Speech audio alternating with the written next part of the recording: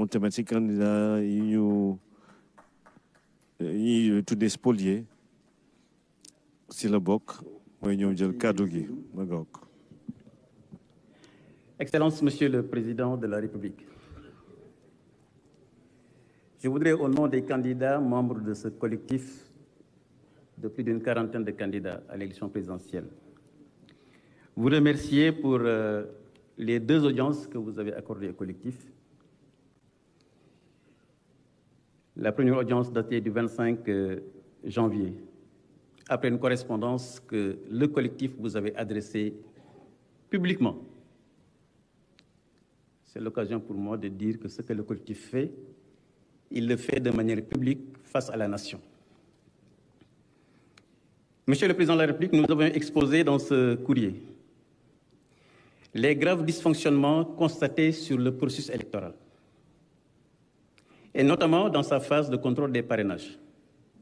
Parce que des fois, Monsieur le Président de la République, nous avons l'impression que nous ne faisons pas référence aux problèmes qui nous ont amenés dans ces difficultés. Nous l'avons exprimé par écrit et nous avons surtout adressé la correspondance au regard de vos prérogatives escalitées de clé de voûte des institutions, de président du Conseil supérieur de la magistrature et de garant du bon fonctionnement des institutions de la République. Oui, Monsieur le Président de la République, ces 40 candidats vous disent et disent à la nation que plus de 900 000 électeurs ont été déclarés non trouvés sur le fichier électoral. Qu'on ne nous fasse pas le procès de répéter ce qui nous a été dit dans cette phase de parrainage. Mais, Monsieur le Président de la République, nous avons aussi exposé toute l'opacité que nous avons constatée sur 2 éléments essentiels du contrôle de parrainage, qui sont notamment le fichier électoral et le logiciel de contrôle des parrainages, sur lesquels les candidats n'avaient aucune visibilité. Et nous pensons que ces éléments-là doivent être exposés, validés, comme ça a toujours été fait avec le ministère de l'Intérieur dans les phases de mission d'audit. Excellence, Monsieur le Président de la République, nous avons exposé tous les problèmes. Je ne voudrais pas y revenir ici, puisque ça va nous faire perdre du temps. Nous avons parlé des clés USB au format illisible. 9 candidats éliminés parce qu'on n'a pas été en mesure de lire leurs clés USB. Est-ce que notre démocratie doit être résumée à de la bureautique? Nous avons également parlé, Monsieur le Président de la République, de régions entières où des parrains ont été supprimés. Nous avons également parlé de fichiers de candidats qui ont été parasités par des textes externes. Et nous avons parlé surtout de ces 900 000 Sénégalais dont nous avons les cartes électeurs et qui sont déclarés, quel que soit le motif d'ailleurs, qui sont déclarés électeurs non trouvés dans le fichier électoral. Nous pensons que le Sénégal a dépassé ce stade. C'est comme si on disait à la police, nous avons la carte d'identité d'un Sénégalais, mais nous ne sommes pas en mesure de le retrouver dans la nation.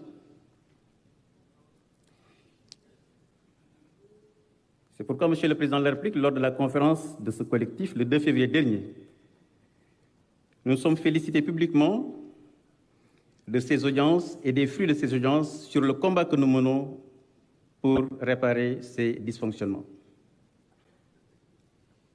Puisque nous sommes convaincus, Monsieur le Président de la République, dans ce collectif, que notre République doit rester debout face à ces manœuvres. Il n'appartient à aucun groupe de décider de la liberté des Sénégalais d'être électeurs ou d'être candidats à l'élection présidentielle. Monsieur le Président de la République, face à ces graves situations qui présageaient d'un chaos électoral de tous les dangers, vous avez pris, oui, la décision courageuse d'abroger le décret convoquant le corps électoral. Nous vous félicitons pour cet acte de courage au péril de votre réputation et au péril de vos intérêts sûrement. Aujourd'hui, nous sommes venus répondre à votre invitation, Excellence, Monsieur le Président de la République. Avec nos propositions en bandoulière, je terminerai par celle-là. Pour apporter notre contribution dans la résolution de ces graves dysfonctionnements, pour préserver la stabilité de notre pays, consolider notre état de droit et renforcer notre démocratie pour le seul bénéfice de nos populations.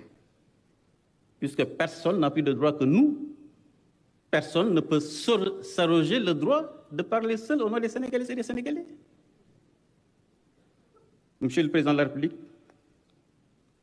nous savons aussi que c'est la voie du salut pour notre pays, pour faire barrage aux ingérences étrangères dans le jeu politique national et électoral et aux forces opaques qui veulent justement mettre la main sur notre pays. Que ça soit dit, des Sénégalais seront debout pour faire face à ceux-là qui pensent qu'ils peuvent mettre la main sur le Sénégal.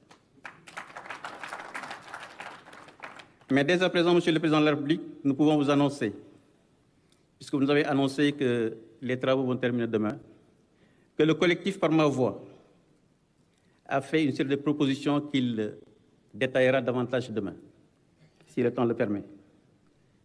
La première, comme l'a dit Serigne Abdou, c'est la reprise du processus électoral.